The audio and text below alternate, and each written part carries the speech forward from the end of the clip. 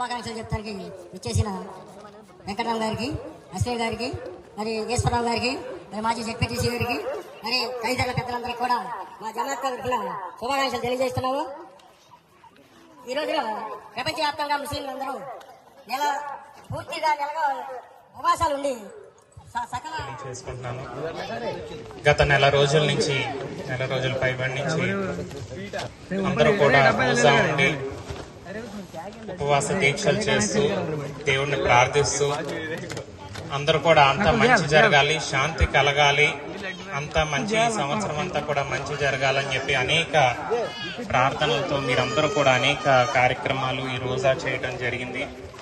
అది అందరికీ కూడా మంచి జరుగుతూ ఈ సంవత్సరం పాటు మొత్తం మన కుటుంబ సభ్యులు అవనివ్వండి, మన ప్రాంతం అవనివ్వండి, అంతా మంచి జరగాలి అని దేవుణ్ణి మరొకసారి ప్రార్థిస్తూ ఈ రంజాన్ సందర్భంగా మీ అందరికీ కూడా మంచి జరగాలని మరొకసారి శుభాకాంక్షలు తెలియజేసుకుంటూ, ఇందాక అజీజ్ గారు కూడా కొన్ని విషయాలను కూడా చెప్పడం జరిగింది. ఇక్కడున్న సమస్యలు ఒకటి మన మసీద్ దగ్గర కానీ షాదిఖానా దగ్గర కానీ ఉన్న సమస్యలను కూడా వారు వివరించడం జరిగింది.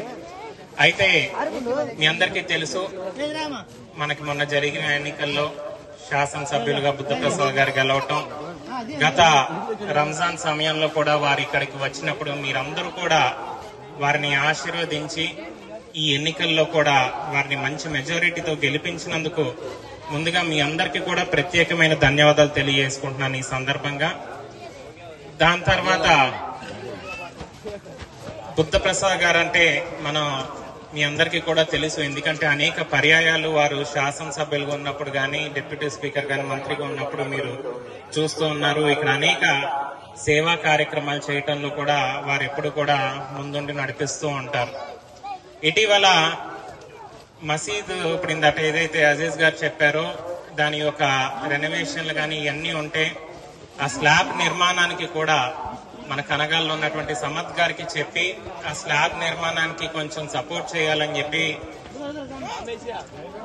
6 యూనిట్లు వారు ఇవ్వటం జరిగింది. అందులో ఆ విధంగా మనం ఏంటంటే ఏ విధంగా సహాయం చేయగలము, ఎలా చేయగలము అని చెప్పి వారు నిరంతరం కృషి చేస్తారు. ప్రభుత్వం నుంచి వచ్చినా రాకపోయినా కూడా దాన్ని మనం చేసే విధంగా వారు చూస్తారు. అదేవిధంగా ఇప్పుడు షాదిఖానా దాని గురించి కూడా చెప్పడం జరిగింది. తప్పకుండా అది కూడా నేను వారి దృష్టికి తీసుకెళ్తాను. వీలైతే ప్రభుత్వం దగ్గర నుంచి లేని పక్షంలో మనం ఏ విధంగా తీసుకురాగలం దాన్ని అనేది ప్రయత్నం చేసి ఆ షాదిఖానా కూడా మంచిగా దాన్ని బలపరుచుకునే విధంగా మనం చేసుకోవాల్సిన అవసరం మనకుంది, మన ప్రాంతానికి ఉంది. ఎందుకంటే అనేక కార్యక్రమాలు అక్కడ నిరంతరం జరుగుతూ ఉంటాయి. నేను కూడా అనేక ఫంక్షన్లకి కానీ అనేక ప్రోగ్రామ్స్ కి రావటం జరిగింది.